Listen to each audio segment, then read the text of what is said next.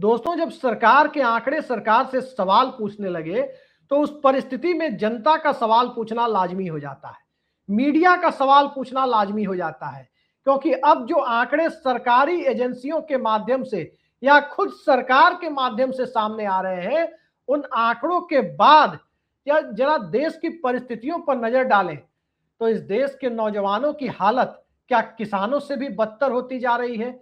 और क्या वाकई पिछले 10-12 सालों से जिन अच्छे दिनों का वादा किया गया, जिन अच्छे दिनों की उम्मीद जगाई गई 2014 में, आज वो अच्छे दिन क्या एक ऐसी परिस्थितियों में तब्दील होकर रह गए हैं जहां अच्छे दिनों के नाम से ही जनता के अंदर सिहरन पैदा हो जाए?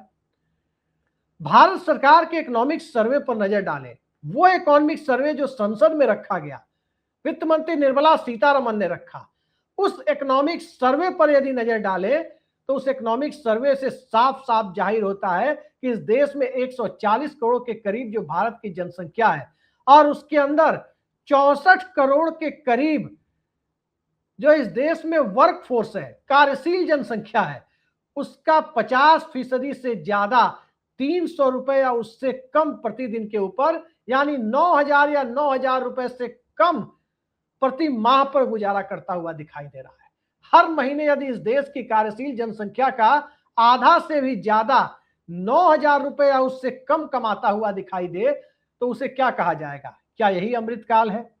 क्या इसी व्यवस्था और इसी आर्थिक संसाधन के बूते देश विश्वगुरु बनेगा? और क्या इसी के बूते इस देश की अर्थव्यवस्था में भी चार चांद लगाने की कोशिश होगी? सवाल ही नहीं उठता। लेकिन जो सवाल उठता है वो सवाल एनएसओ ने भी खड़े किए हैं। एनएसओ भारत सरकार की आंकड़े जारी करने वाली एक संस्था है और उस एनएसओ ने बेरोजगारी की जो स्थिति मई 2026 की बताई है वो हकीकत में पिछले 11 महीनों में सबसे खराब स्थिति को तो दिखाई रही है, लेकिन पिछले 5.5 दशकों में जो सबसे ज्यादा खराब स्थिति है, क्या उस खराब स्थिति से भी खराब परिस्थितियों को दर्शा रही है? एनएसओ के आंकड़ों के मुताबिक मई 2026 में पिछले 11 महीनों की तुलना में सबसे ज्यादा बेरोजगारी दर थी, 5.5% अनएम्प्लॉयमेंट रेट। ध्यान रखिए, सरकारी आंकड़ा है, एक भी आंकड़ा मैं अपनी तरफ से आपके सामने नहीं रख रहा। 5.5% की अनएम्प्लॉयमेंट रेट एनएसओ कह रहा है, जो पिछले 11 महीने में सबसे ज्यादा है। और उस 5.5% की अनएम्प्लॉयमेंट रेट को यदि दो भागों में तोड़ करके देखने की कोशिश करें, ग्रामीण और शहरी, तो ग्रामीण बेरोजगारी की दर 5.1% है, तो शहरी बेरोजगारी की दर 6.4% को पार करती हुई दिखाई दे रही है। अब ऐसी परिस्थिति में जहां शहरों के भीतर ठेला खोमचा लगाकर सेब, अमरूद, नारंगी से लेकर सब्जी बेचने और चूड़ी टिकुली बेचने वाले नौजवान के लिए भी रोजगार के अवसर मिल जाते हैं, क्या वो अवसर भी मौजूदा दौर और मौजूदा व्यवस्था ने खत्म कर दिए हैं? तभी शहरी बेरोजगारी बढ़ती जा रही है। दरअसल सरकार के दावे और उसकी हकीकत से ज्यादा फसाने में तब्दील होते हुए दिखाई दे रहे हैं। लेकिन वो फसाना कैसा? वो फसाना दरअसल ऐसा है जिसमें तमाम मुद्दे एक तरफ और इस देश के अंदर जनहित के मुद्दे, जनता के मुद्दे, बेरोजगारी के मुद्दे, महंगाई के मुद्दे, किसानों के मुद्दे, पर्यावरण के मुद्दे और सामाजिक न्याय के मुद्दे ऊपर से नीचे तक गोदी मीडिया और उसके इकोसिस्टम के द्वारा जिस ढंग से दबाया जा रहा है, उसके अंदर सवाल ये उठता है कि दो लोग सत्ता में बैठकर और दो लोग पर्दे के पीछे से हम दो हमारे दो वाली जिस व्यवस्था को मौजूदा दौर में देश के अंदर लागू करने के लिए तुले हुए बताए जाते हैं, क्या इन चार लोगों के पास 140 करोड़ की आबादी की समस्याओं का कोई निदान नहीं है? दरअसल निदान से ज्यादा इच्छा शक्ति, और इच्छा शक्ति से कहीं ज्यादा भक्त मंडली में जनता को तब्दील कर देने की जो मंशा है, वो मंशा मौजूदा दौर में सत्ता और सिस्टम की नीतियों को जनता के लिए बनाए जाने में सबसे बड़ी बाधा उत्पन्न कर रहा है। किस तरह की बाधा? जरा इस आंकड़े को थोड़ा व्यावहारिक नजरिए से देखने की कोशिश करें तो सवाल यही उठेगा कि आखिर रोजगार मिलेगा कहां से? इस देश की जनसंख्या 140 करोड़ के करीब है। 140 करोड़ की जनसंख्या में 15 साल से कम उम्र की जनसंख्या और आमतौर पर 64-65 साल से ऊपर की जनसंख्या को कार्यशील जनसंख्या, वर्क फोर्स नहीं माना जाता, डेमोग्राफिक डिविडेंड नहीं माना जाता। अब 15% से 15 साल से कम उम्र की जो जनसंख्या है, आमतौर पर उसकी आबादी 25-26% हर देश में होती है। यानी 140 करोड़ यदि भारत की जनसंख्या है तो उसमें 35-36 करोड़ की आबादी तो 15 साल से कम उम्र की है। हटा दीजिए वो पढ़ने लिखने वाली आबादी है। कितना पढ़ रही है, कितना पढ़ाया जा रहा है और कितना हिंदू मुसलमान का सिलेबस उसके कान और दिमाग में ठूसा जा रहा है, आज उसकी चर्चा हम नहीं कर रहे हैं। तो उस 35-36 करोड़ आबादी को अगर आप किनारे रख देते हैं तो तकरीबन 100 करोड़ की आबादी इस देश में बसती है और उस 100 करोड़ की आबादी के भीतर 65 साल से ऊपर की भी आबादी है, वो आबादी भी तकरीबन 30-35 करोड़ होती है। तो जो बची हुई 64 से 65 करोड़ की आबादी है, वही आबादी इस देश की कार्यशील जनसंख्या है, यानी 15 से 64-65 के बीच की आबादी। उस आबादी में यदि आधे से ज्यादा लोगों के पास 9,000 रुपए प्रति महीने से कम की आमदनी हो रही है और थोड़ा इस आंकड़े को और साधारण ढंग से देखें तो 300 रुपए से या उससे भी कम पर प्रतिदिन गुजारा करने की स्थिति और इस देश में 32-35 करोड़ लोगों की बन रही है, तो सवाल ये उठता है कि कौन सा अमृतकाल इस देश के अंदर चल रहा है और किस अमृतकाल के सहारे इस देश के दुनिया के सबसे बड़े यंग पॉपुलेशन को, नौजवान पीढ़ी के सामने कॉकरोच बनाने की परिस्थितियों को परोसा जा रहा है। उद्योगपति रोजगार देने की स्थिति में नहीं है, वो जनता को डिलीवरी बॉय में तब्दील कर रहे हैं। छोटे छोटे रिटेल शॉप इस देश के बड़े बड़े उद्योगपतियों के छोटे छोटे शहरों में, कस्बों तक खुल रहे हैं और डिलीवरी बॉय के नाम पर इस देश की जनता का जो दोहन हो रहा है वो बताने की जरूरत नहीं। लेकिन डिलीवरी बॉय के दौर में क्या सत्ता का डिलीवरी मैकेनिज्म इतना कमजोर हो चला है कि मौजूदा दौर में जनता भी खुद को सत्ता के रहमो करम पर टिकी होने वाली एक ऐसी आश्रित जनसंख्या में तब्दील कर चुकी है जिस जनसंख्या के पास कोई काम नहीं है और जिस जनसंख्या को काम की चाहत के बावजूद काम ना मिले तब भी वो भक्त मंडली में बने रहकर ही खुद को खुश महसूस करने पर मजबूर करा दी गई है या मजबूर हो गई है। दरअसल उद्योगपति काम क्यों नहीं दे पा रहे हैं? काम इसलिए नहीं दे पा रहे हैं क्योंकि इस देश में ज्यादातर उद्योगपति आलू प्याज बेचने और रिटेल शॉप खोलने या फिर बंदरगाहों या एयरपोर्ट के मैनेजमेंट में बिजी है या फिर मोबाइल टावर लगाकर सिम बेचने में बिजी है। हर महीने आपसे डेटा का पैसा वसूलने में बिजी है और जब डेटा का पैसा वसूलने में जब ये सारे बड़े बड़े धंधेबाज बिजी हो गए हैं तो उस दौर में आटा का सवाल कहां जाएगा?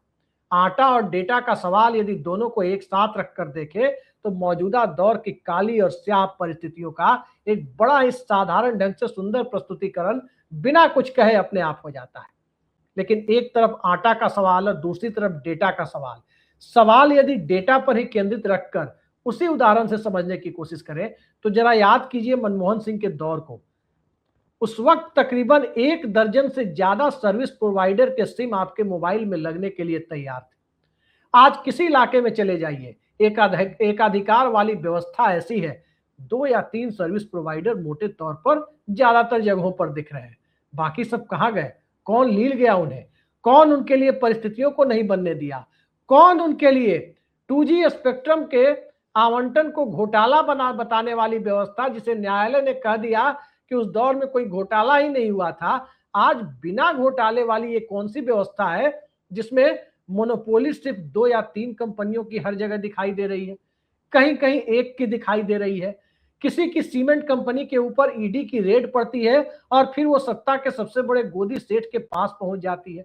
किसी चैनल के ऊपर ईडी की रेड पड़ती है और उस चैनल से पत्रकार भी निकल जाते हैं, मैनेजमेंट भी निकल जाता है और वो चैनल भी गोदी चैनल में तब्दील कर दिया जाता है।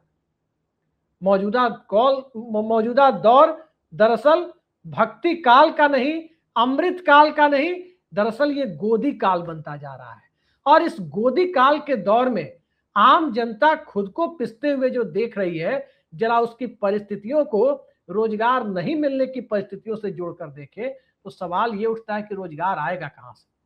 दुनिया के किसी भी देश में रोजगार का सबसे बड़ा साधन मैन्युफैक्चरिंग सेक्टर मुहैया कराते हैं और मैन्युफैक्चरिंग सेक्टर में एमएसएमई यानी लघु और सूक्ष्म उद्योगों का, माइक्रो और स्मॉल इंडस्ट्री का सेक्टर भी अच्छी खासी संख्या में रोजगार देने का काम करता है।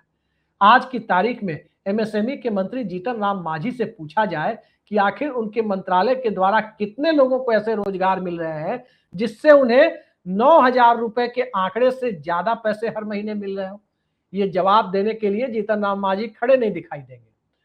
आज इस देश के बड़े उद्योगपतियों के आंकड़े को देखें, वहां कितने लोग ऐसे काम कर रहे हैं उनकी मैन्युफैक्चरिंग यूनिट में या उनके कारखाने में, जहां 9,000 रुपए से ऊपर की आमदनी प्रति माह कम से कम 90-95% लोगों को हो रही है। स्वाभाविक है कि नहीं हो रही है, क्योंकि देश मजदूरों के देश में तब्दील किया जा रहा है, और एक ऐसे मजदूरों के देश में जहां मजदूरी के साथ साथ कहीं ना कहीं हिंदू मुसलमान वाला सिलेबस भी उसी अंदाज में ठूसा जा रहा है, ठेला जा रहा है।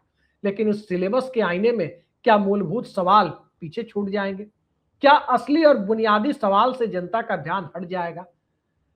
गांव में ताश खेलते हुए लोग नजर आ रहे हैं, शहरों के अंदर अपार्टमेंट के अंदर ज्यादातर घरों में बत्तियां जलती हुई नहीं दिखती, क्योंकि जिनके अपार्टमेंट से उनके रोजगार नहीं है, किराया पर भी लेने के लिए लोग जल्दी तैयार नहीं है, किराएदार तक नहीं मिल रहे हैं। रोजगार होगा तभी किराएदार भी मिलेंगे, और तभी मालिक भी, वो अपार्टमेंट के फ्लैट के मालिक भी उसमें रहते हुए नजर आएंगे। आज की स्थिति में ज्यादातर सामान चीन से आ रहा है या दुनिया के कुछ दूसरे देशों से भी आ रहा है, और वहां की परिस्थितियां क्या है? सामान आ रहा है, असेंबल हो रहा है, भारत के किसी उद्योगपति की कंपनी का उस पर ठप्पा यानी मुहर लग रहा है, और हमारे आपके घरों में सप्लाई हो रहा है। आप अपने आसपास मोबाइल या मोबाइल के टिंटेड ग्लास को देख लें, बिजली के तारों को देख लें, स्विच बोर्ड को देख लें, किसी भी चीज को देख लें, यहां तक कि घर में मच्छरदानी के जो लगाया जाता है मच्छर से बचने के लिए, उस मच्छरदानी के कपड़े को भी देख लें, या जो शर्ट या कपड़े हम पहन रहे हैं उसे देखने की कोशिश करें। कोई वियतनाम मेड है, कोई वियतनाम से बना हुआ है, कोई बांग्लादेश से बना हुआ है, कोई चीन से आया हुआ प्रोडक्ट है, यहां तक कि खेती में लगने वाला यूरिया और यूरिया का कंपोनेंट भी आत्मनिर्भर भारत की बोरी का फोटो लगाकर उसके ऊपर सोर्स कंट्री चाइना लिखकर यदि आपके पास आता हुआ दिखाई दे तो आत्मनिर्भर भारत देखकर चौंकने की स्थिति नहीं है। बोरी का साइज 50 किलो से घटकर 40 किलो और 35 किलो तक आने की प्रक्रिया मुकम्मल की जा चुकी है, लेकिन इस प्रक्रिया को मुकम्मल करने के दौर में सत्ता और सिस्टम क्या वाकई आम जनता के लिए रोजगार का इंतजाम करने में असमर्थ है? क्या वाकई किसानों को एमएसपी की गारंटी वाला कानून देने में असमर्थ है? क्या वाकई इस देश में आदिवासियों के अधिकारों की रक्षा करने में असमर्थ है?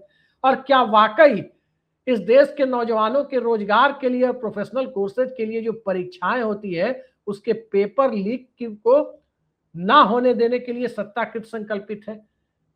क्योंकि कहीं ना कहीं कॉकरोच जनता पार्टी, अभिजीत दीपके या सोनम वांगचुक अगर अनशन पर बैठे हुए दिखाई दे रहे हैं तो उनके अनशन का कारण कहीं ना कहीं इस देश का जेनजी और नौजवानों का मुद्दा है।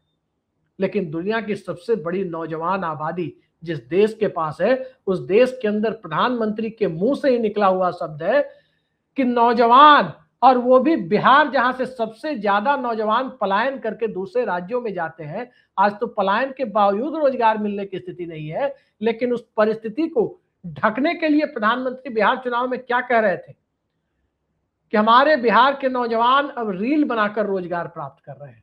रील बनाकर रोजगार प्राप्त करने को यदि मौजूदा दौर में पकौड़ा रोजगार योजना का एक्सटेंशन मान लिया जाए तो क्या यही लोकतंत्र लोकतांत्रिक ढांचे के भीतर 70-80 साल पहले हमारे संविधान निर्माताओं ने सपना देखा था?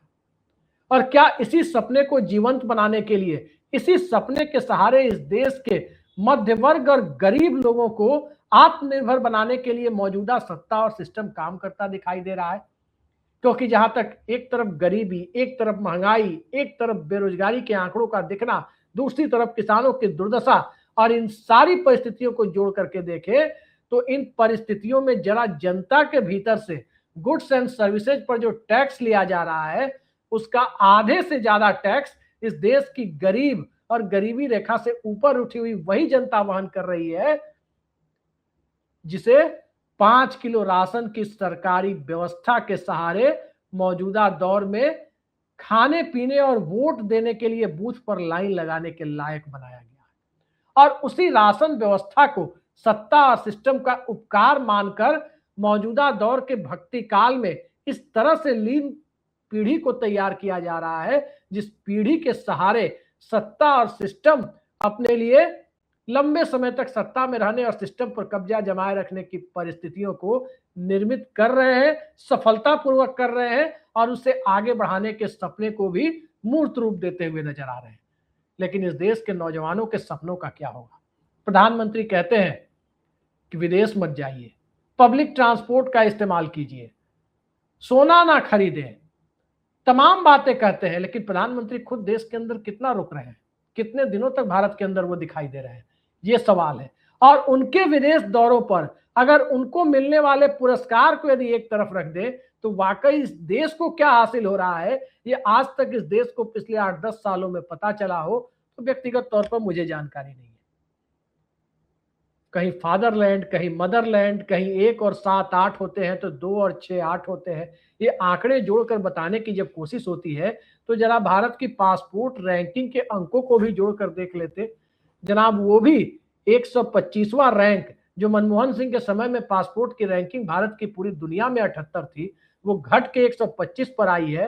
तो 125 के तीनों अंकों को भी तो जोड़कर बता देना चाहिए था कि उसे भी 1 + 2 + 5 = 8 ही होता है।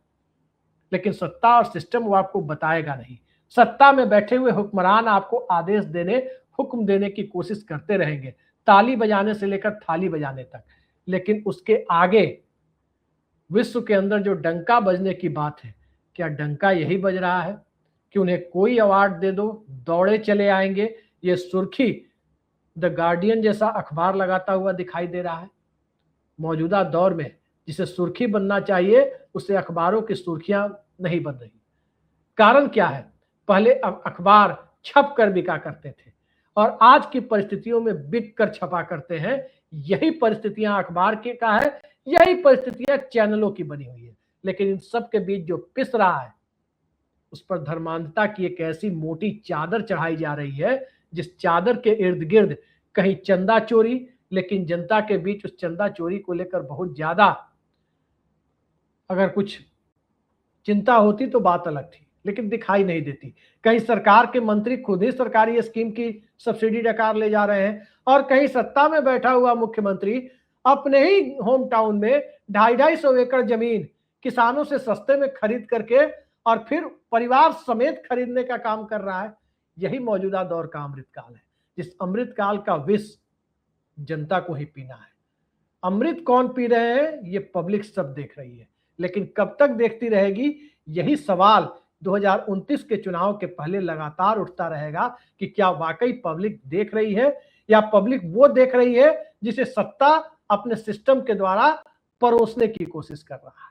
देखते जाइए आने वाले वक्त में और क्या क्या देखना पड़ता है। आज के लिए इतना ही। नमस्कार।